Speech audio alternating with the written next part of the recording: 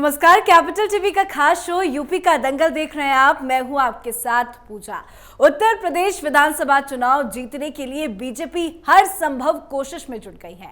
प्रधानमंत्री नरेंद्र मोदी से लेकर केंद्रीय गृह मंत्री अमित शाह सहित बीजेपी के तमाम बड़े नेता एक के बाद एक दौरा कर चुनाव की तैयारियों में जुट गए हैं। वहीं अब दिल्ली में यूपी चुनाव की रणनीति बनाने के लिए अहम बैठक हुई, जिसमें बीजेपी के कई बड़े नेता मौजूद रहे, जिसमें चुनाव को लेकर कार्यक्रमों, मुद्दों के आधार पर प्रचार और चुनावी अभियान को लेकर मंथन हुई। तो वहीं पीएम मोदी पूर्वांचल एक्सप्रेसवे के बाद फिर से यूपी की जनता को बड़ी सौगात देने जा रहे हैं। एक बार फिर यूपी के दौरे पर आ रहे हैं पीएम मोदी और बीजेपी के इसी मेगा प्लान को लेकर आज स्टूडियो में मौजूद हैं कैपिटल टीवी के editor in chief doctor Manish Kumar. Doctor साहब, बहुत बहुत स्वागत है आपका। धन्यवाद। डॉक्टर साहब, जैसे जैसे यूपी का चुनाव नजदीक आ रहा है, वैसे वैसे कई दिलचस्प कहानियां तो आ ही रही हैं नजर, पर बात तैयारियों की करें तो बीजेपी हमेशा तैयारियों में सबसे ऊपर रही है, रणनीति बनाने में बीजेपी सबसे ऊपर रही है। तो ऐसे में बड़े बड़े नेता तो यूपी के दंगल में कूद पड़े ही हैं, पर बात आज जेपी नड्डा के बैठक की करें तो क्या कुछ अहम रहा? देखिए, भारतीय जनता पार्टी एक बड़ी पार्टी है। जिस हिसाब से लगातार स्ट्रैटेजी बनाई जा रही है, हर जगह से इनपुट्स लिया जा रहा है, पार्टी की इंटरनल सर्वेज आ रही हैं, उसका अध्ययन हो रहा है। एक बात कहना पड़ेगा कि बाकी पार्टियों में तैयारी को लेकर के इस तरह की कोई हरकत नज़र नहीं आ रही। और आज जो मीटिंग हुई है उसके कई सारे डिटेल्स हमारे पास हैं, इनसाइड डिटेल्स, जिसमें ये कह सकते हैं कि विपक्षियों की खटिया खड़ी हो जाएगी। वो उस तरह की मीटिंग है। ये मीटिंग का जो मेन एजेंडा है, कहने के लिए तो बाहर ये कहा जा रहा है कि भाई चुनाव तैयारी, मुद्दे, सारी चीज़ें, मुद्दे तो तय हो चुके, कैंपेन किस तरीके से होगा वो भी हो चुका। अब जो राजनीति के जो माइनर नुएंसेस हैं, उसके लिए क्या स्ट्रेटजी होनी चाहिए, उस पर आज अहम बैठक, अब तक जितनी भी बैठकें हुई हैं चुनाव के मद्देनज़र, ये बहुत ही अहम बैठक बताई जा रही है। वो क्यों? क्योंकि इसमें 3-4 चीज़ें अहम हैं। पहली बात ये कि भारतीय जनता पार्टी अपने आप को किस तरह से आंक रही है, कि इनके हिसाब से, इनके जो सर्वे हो रहे हैं उस हिसाब से अभी तक भारतीय जनता पार्टी के लीडरों को, उनके स्ट्रेटजिस्ट्स को क्या लग रहा है कि कितनी सीटें पे हम सीट जीत रहे हैं, बाकी लोगों की क्या पोजीशन है, उसकी भी डिटेल मैं आपको दूंगा। दूसरी जो सबसे अहम चीज़ है कि पार्टी के अंदर क्या प्रॉब्लम है, कुछ पार्टी के अंदर जो प्रॉब्लम चल रही है उसमें, उस प्रॉब्लम का निदान कैसे किया जाए और क्या क्या प्रॉब्लम्स हैं, इंटरनल और एक्सटर्नल। ये दोनों ही मुद्दों पे आज बातचीत हुई। तीसरा, समाजवादी पार्टी को ये लोग मुख्य चैलेंजर मान रहे हैं। बिल्कुल। उसको कैसे हिसाब किताब लगाना है, उसकी भी रणनीति, उसके ऊपर डिस्कशन हुआ। तो पहले शुरू करते हैं कि भाई पार्टी अपने आप को क्या समझ रही है कि भाई कहां तक हम पहुंच गए हैं अब तक। अमित शाह कह रहे हैं 300 पार करेंगे, लेकिन इनका जो अपना असेसमेंट है उस हिसाब से पार्टी 290 के आसपास है। इनका अपना असेसमेंट है, ±10 कर लीजिए, कितनी सीटें आएंगी। मतलब एक कि भारतीय जनता पार्टी के सारे लोगों को और आम लोगों को भी ये लग रहा है कि भारतीय जनता पार्टी आसानी से चुनाव जीत जाएगी। चुनाव जीतने के लिए 300 सीट लाने की जरूरत नहीं है, 403 सीटें हैं, 202 का आंकड़ा जो पार कर जाएगा सरकार बन जाएगी, प्लेन एंड सिंपल। तो 202 के आसपास अगर भारतीय जनता पार्टी सीटें ले आती तो सरकार बन गई। अब दिक्कत क्या है कि मीडिया में हर जगह 300 के ऊपर चर्चा हो रही है। कोई इस आंकड़े को नहीं बता रहा कि भाई 202 ही चाहिए बहुमत की सरकार बनाने में। और इनका जो असेसमेंट है कि समाजवादी पार्टी 90 के आसपास सीट जीतेगी, बीएसपी 25 के आसपास जीतेगी और कांग्रेस पार्टी वही 7-8 सीट और बाकी अदर्स, ये इनका असेसमेंट है। और इसीलिए कैसे इसे पुश करना है, क्योंकि ये चुनाव इसलिए इंपॉर्टेंट है कि ये 2024 के लोकसभा चुनाव का आधारशिला बिल्कुल रखेगा। और इसलिए कल मोदी जी जा रहे हैं, 2 दिन वहां रहेंगे। तो ये प्लान्स तो पहले बने हुए हैं कि कौन कौन कब कैसे कैसे जाएगा। जो लोग लगातार यूपी का दंगल देख रहे हैं, इन सब चीज़ों के ऊपर पिछले 1 महीने से हम लोग डिस्कस करते आ रहे हैं। तो ये उनका असेसमेंट है। प्रॉब्लम्स क्या है, तो पहले इंटरनल प्रॉब्लम्स के बारे में समझ लीजिए कि भारतीय जनता पार्टी के अंदर में क्या क्या इंटरनल रिफ्ट और प्रॉब्लम्स जो है वो इनके हिसाब से वो लग रहा है कि ये एरिया जो है, तो दिक्कत जो इनके पास है वो 2-3 है। पहला प्रॉब्लम जो है, जो इंटरनल प्रॉब्लम है, वो ये है कि कई सारे विधायक वो नॉन परफॉर्मर रहे हैं। उनको लेकर के जो इन लोगों ने असेसमेंट किया है, जो सर्वे इन लोगों ने कराया है, उसके हिसाब से ये जो विधायक है इन्होंने काम नहीं किया। तो छटनी का वक्त आ गया है क्या? तो छटनी का वक्त आ गया है। तो किन किन लोगों को छांटा जाएगा उसके ऊपर चर्चा। खबर ये आ रही कि 100 के आसपास जो लोग थे उनको बकायदा बाहर का रास्ता दिखाया जाएगा। दूसरी बात कि जो पिछली बार चुनाव लड़े थे और हार गए, उसके ऊपर भी डिस्कशन हो रहा है कि इन लोगों ने पिछले 5 साल में क्या किया, क्या उन वही उम्मीदवारों को फिर से लगाया जाए। तो उसमें भी छटनी होने वाली है। जिन लोगों ने एक सशक्त विपक्ष के रूप में काम नहीं किया, जो एक्टिव नहीं रहे, इधर उधर करते रहे, उनके ऊपर भी गाज गिरने वाली है। तो मतलब ये कि भारतीय जनता पार्टी ने यह तय किया है कि कई सारे 150 के आसपास फ्रेश चेहरे जो है उनको मौका दिया जाएगा। तो एक ये बड़ी खबर इस जगह से आ रही है। दूसरी अहम बात कि इसमें कुछ इंटरनल, कुछ मौर्य ग्रुप, कुछ ये ग्रुप, कुछ वो ग्रुप, कुछ जाति के आधार पे, कुछ किसी और चीज़ के आधार पे एक जो रिफ्ट चल रहा है उसको भी शांत किया जाएगा। तमाम जो बड़े बड़े लीडर्स हैं, सारे मंत्री, सारे जो ऑफिस बेरर्स हैं, इन सब को चुनाव में अपने अपने कंस्टिट्यूंसी में भेज दिया जाएगा ताकि वो लखनऊ में बैठ करके राजनीति ना करें। तो वो उसकी भी लिस्ट तैयार हो रही है, तो वो भी किया जाएगा। दूसरी बात जो एक और बड़ी समस्या का कारण बन सकता है, वो भी वेस्टर्न यूपी में जी। वो है किसान आंदोलन को लेकर के इस पे चर्चा हो रही कि क्या स्ट्रेटजी बनाई जा सकती है। और खबर ये भी आ रही है कि अभी तक गठबंधन पूरी तरीके से समाजवादी पार्टी का तैयार हुआ नहीं है जी। क्या एक ऑप्शन जिसको खंगाला जा रहा है कि क्या आरएलडी के साथ ये लोग हाथ मिला ले, तब बिल्कुल ही स्थिति जो है इनके नियंत्रण में आ जाएगी। तब ये आराम से 300 क्या 330-40 क्रॉस कर जाएंगे, इस तरह की स्थिति बन रही है। तो उसके ऊपर भी एक बातचीत और उसके ऊपर भी मंथन की जा रही है। एक मीटिंग हुई थी अभी कुछ दिन पहले प्रियंका वाड्रा और जयंत चौधरी की, जिसके बाद जयंत चौधरी ने कह दिया था कि भाई हम अभी गठबंधन नहीं बनाएंगे, कांग्रेस पार्टी के साथ वैसे भी कोई नहीं जाना चाहता। तो ये एक जो इंटरनल और ये प्रॉब्लम्स जो है, लेकिन विपक्षियों को किस तरीके से गिराना है, उनके वोट बैंक में किस तरह से सेंधमारी करनी है, उसके ऊपर भी बाकायदा चर्चा हो। सर, विपक्षियों के लिए तो मुझे लगता है सिर्फ अकेले मोदी ही काफ़ी है। यूपी के दौरे में है, आपने पहले ही बताया था कि 100 कार्यक्रम होने हैं। कल की बात करें तो कल मोदी झांसी जाएंगे, उसके बाद महोबा जाएंगे, कई कार्यक्रम की शुरुआत करेंगे। तो विपक्षियों को कितना बड़ा तमाचा है। देखिए, ये जो इलाका है, ये इलाका ट्रेडिशनली इसको कहते हैं बुंदेलखंड।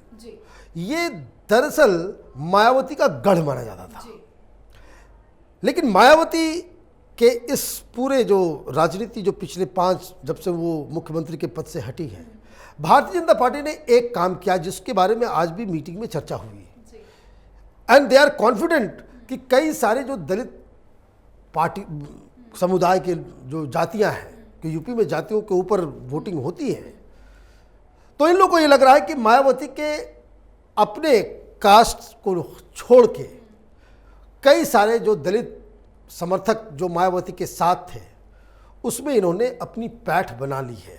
पिछले 3 इलेक्शंस से लगातार 2014 के बाद से जितने इलेक्शंस हुए 2014 में भी दलितों ने जमकर वोटिंग की है भारतीय जनता पार्टी के लिए।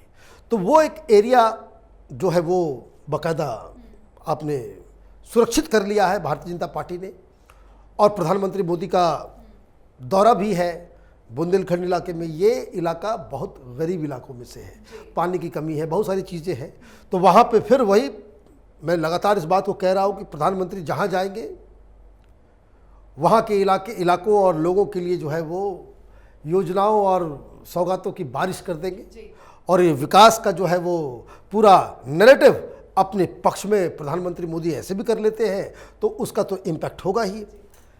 लेकिन यहाँ एक और बहुत ही इम्पॉर्टेंट डिसीजन आज की मीटिंग में लिया गया कि किस तरीके से जो समाजवादी पार्टी और जो समाजवादी पार्टी का जो गठबंधन राजभर और उस तरह के पार्टीज के साथ हो रही है, तो उसमें एक दिक्कत ये आ रही है कि बहुत सारे ओबीसी समुदाय के वोटर्स जो पिछले चुनाव में भारतीय जनता पार्टी के साथ थे वो इस बार थोड़े अलग थलग दिख रहे हैं। उनको कैसे वापस जीता जाए उसके ऊपर विशेष ध्यान, उसके लिए ही स्ट्रेटजी बनाई जा रही है। और समाजवादी पार्टी के लिए दिक्कत ये है कि अगर समाजवादी पार्टी को ये यादव के अलावा बाकी के ओबीसी वोटर्स अगर उनका साथ नहीं देते हैं तो बहुत ज़्यादा दिक्कत हो जाएगी। पिछले चुनाव में जिस तरीके से ये लोग निपट गए थे उसी तरीके से इस बार भी ये निपट जाएंगे। लेकिन ज़मीनी स्तर पे कुछ बदलाव आया है जिसके ऊपर गहन चर्चा हो रही है, उस पर रणनीति भी बनाई जा रही है। मतलब ये कि ये फिर कास्ट इक्वेशंस को देख के किस तरीके से उन इलाकों में जहाँ कुछ ओबीसी वोटर्स जो भारतीय जनता पार्टी के साथ थे पिछले 2 चुनाव में, जो उधर अब चले गए हैं, उनको कैसे वापस जीता जाए। इसको लेकर के पहले भी आपने देखा कि किस तरीके से उस ओबीसी और दलित समुदाय से केंद्र में और राज्य में मंत्री बनाए गए, उनके द्वारा किस तरीके से वहाँ पे ग्राउंड पे काम हो रहा है और किस तरह के उम्मीदवार को खड़ा किया जाए। मतलब ये कि कुछ उम्मीदवार purely on the grounds of their caste they will be selected. वो इलाका कौन होगा, कौन कौन उम्मीदवार होगा। तो ये एक जिसको कह सकते हैं कि चुनावी राजनीति के दृष्टि से ये आज की जो बैठक है वो इन बातों के लिए सबसे अहम है। जी बिल्कुल। तो मोदी पहुंच रहे हैं, कई कार्यक्रम का शिलान्यास करेंगे, कई योजनाएं भी देंगे, वो मैं अपने दर्शकों को जाते जाते बताऊंगी। पर चुनावी दंगल है, कुछ गपशप भी हो जाए सर, क्योंकि कुछ खबरें बहुत ज़्यादा चर्चा में चल रही है।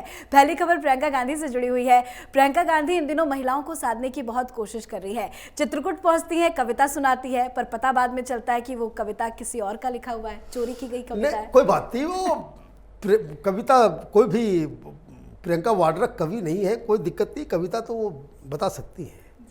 मुझे तो हंसी आ रही थी कि वो जो कविता सुना रही थी और उसका जो अर्थ बता रही थी उसमें वो खुद ही कंफ्यूज थी। और अगर आप गौर से उस वीडियो को अगर आप देखेंगे तो वो एक कविता का लाइन है कि कब तक आप भरोसा करोगे बिके हुए अखबारों से। अब है तो अंग्रेजी दिमाग की, समझाना है ग्रामीण महिलाओं को, उन्होंने समझाया तो, लेकिन अब आप इस तरह की गलतियां करें कि आप एक नेशनल पार्टी होकर आप तमाम मीडिया को ही आप बिका हुआ बता दें, ये साइकी है। मैं बार बार कर रहा हूँ, कांग्रेस पार्टी डिरेल हो गई है। मनीष तिवारी ने भी सवाल उठाया कि कांग्रेस की विचारधारा के ऊपर बातचीत होनी चाहिए, हिंदुत्व को गाली देने की आवश्यकता नहीं है। आपने किसे चुना? आपने मीडिया को जो है गाली देना शुरू कर दिया। आपने कह दिया कि भाई पूरा अखबार बिके हुए अखबार से, तो मतलब आपने मीडिया को आड़े हाथों ले लिया कि भाई अब ये किस तरह का कैंपेन है। मीडिया की वजह से केजरीवाल कहाँ से कहाँ पहुँच गया और इसी मीडिया की वजह से राहुल गांधी कहाँ से कहाँ पहुँच गए, फिर भी अपनी गलतियों से ना सीख पाना ये अच्छे लीडर की निशानी नहीं है। दूसरी एक और बात मुझे समझ में नहीं आई कि शायद उनको खुद महाभारत का ज्ञान नहीं, या वो उनको लगा कि कुछ गलती हो गई कि चीरहरण और दुशासन का उन्होंने नाम तो लिया, लेकिन मुझे लग रहा है कि उनकी बातचीत से ये लग रहा था कि दुशासन का मतलब वो समझ रही थी कि कोई खराब शासन। आप ये समझिए, आप फिर से उस वीडियो को देखिए और आपको समझ में आएगा कि वो मतलब नहीं समझा पा रही कि दुशासन तो एक चीरहरण करने वाला एक विलन है। लेकिन आपको जब इस तरह से कंफ्यूज होकर के जब आप समझाना शुरू करती हैं तो क्या इसका मतलब है? मतलब ये है कि प्रियंका वाड्रा ने कविता का सहारा तो लिया लेकिन कम्युनिकेट नहीं कर पाई। ये दिक्कत राहुल गांधी में भी है। जो वो सोचते हैं, जो वो कहते हैं और जो कुछ वो कहना चाहते हैं उसमें हर बार वो गड़बड़ियां कर देते हैं। प्रियंका वाड्रा राहुल गांधी की ही फोटोकॉपी नजर आ रही है, क्योंकि कम्युनिकेशन स्किल जो है उनका वो एक अच्छे लीडर की नहीं नजर आ रही है और ये कांग्रेस पार्टी के लिए बहुत बड़ी समस्या है। जी बिल्कुल, कई बार कॉपी पेस्ट में सिस्टम के कीज काम करना बंद कर जाते हैं। दूसरी खबर अखिलेश यादव से जुड़ी हुई है। आजकल अखिलेश यादव का जिन्ना प्रेम बहुत ज़्यादा दिख रहा है। अब तो लोग उनको कह रहे हैं कि आप अखिलेश जिन्ना अपना नाम रख लीजिए, नाम बदलिए, पार्टी का नाम भी जिन्नावादी पार्टी रख दीजिए। वो जरूर रख देंगे जी, इसमें कोई दो राय नहीं है। आप देखिए, एक होता है कि भाई आपसे स्लिप ऑफ टंग, गलती से मुंह से कुछ निकल गया, जिन्ना मैं बोलना नहीं चाह रहा था लेकिन फिर भी गांधी नेहरू करते करते बीच से एक जिन्ना भी निकल गया। तो स्मार्ट आदमी क्या करेगा? वो बोलेगा नहीं नहीं, वो तो मैं तो जनरलाइज बात कर रहा था, मैं जानता हूं कि भाई वो विलन है, उसकी वजह से बंटवारा हुआ, सारा कुछ हुआ। लेकिन ये स्लिप ऑफ टंग नहीं है। आपने कहा कि लोग उनको कह रहे हैं वो ही will be happy to call जिन्नावादी समाजवादी पार्टी, जिन्ना समाजवादी पार्टी। क्यों? क्योंकि वो मुस्लिम वोटों के लिए कुछ भी कह सकते हैं, कर सकते हैं। यही समाजवादी पार्टी की राजनीति का सबसे अहम पहलू है। आपको याद होगा चुनाव से पहले, पिछले से पिछले चुनाव में मुलायम सिंह ने यह कह दिया था कि हम और क्या कर सकता, मैं हिंदुओं पे गोली चलवा दिया, मुझे मौका मिलता तो मैं फिर और गोली चलवा दिया होता, हिंदुओं को मैं मरवा दिया होता। क्यों ये बोलते हैं? क्योंकि वो जानते कि हिंदू को कुछ भी गालियां दे दो, हिंदू के दिमाग में कुछ चढ़ता नहीं है। लेकिन मुसलमानों का वोट चाहिए तो हिंदुओं को गाली देना जरूरी है। यही हो रहा है। और इसलिए जब उन्होंने जिन्ना का नाम तो लिया, जिस तरीके से उसे डिफेंड कर रहे ये इनके प्रवक्ताओं ने, तो ये एक स्ट्रेटजी है। जिन्ना से उन्हें कोई लेना देना नहीं है। उनके दिमाग में यही है कि जिन्ना की तारीफ करो, पाकिस्तान की तारीफ करो तो मुस्लिम वोट मिल जाएंगे, और यही समाजवादी पार्टी की राजनीति। कहीं अब वो ट्विटर पे अखिलेश जिन्ना यादव ना कर ले। चलिए, बहुत बहुत शुक्रिया सर, धन्यवाद। तो पीएम मोदी की भी नजर है यूपी में। पीएम मोदी यूपी के महोबा में 6,250 करोड़ रुपए की विकास परियोजनाओं का उद्घाटन करेंगे। इनमें अर्जुन सहायक परियोजना, रतौली वेयर परियोजना, भवानी बांध शामिल है। 3,250 करोड़ की इन परियोजनाओं से महोबा, हमीरपुर, बांदा और ललितपुर में लगभग 65,000 हेक्टेयर भूमि की सिंचाई में मदद मिलेगी और क्षेत्र में पेयजल भी उपलब्ध होगा। इसके अलावा पीएम मोदी अटल एकता पार्क का भी उद्घाटन करेंगे। महोबा के कार्यक्रम के बाद वो शाम को लखनऊ आएंगे। यहां पर राजभवन में 19 और 20 तारीख को रात्रि विश्राम करेंगे और 20-21 नवंबर को डीजीपी कॉन्फ्रेंस में शामिल होंगे और वहीं 21 को वो लखनऊ से बांदा जाएंगे। तो पीएम मोदी के इस दौरे पर कैपिटल टीवी की नजर बनी हुई है। देखते रहिए यूपी का कैपिटल टीवी का ही channel capital TV Uttar Pradesh. नमस्कार।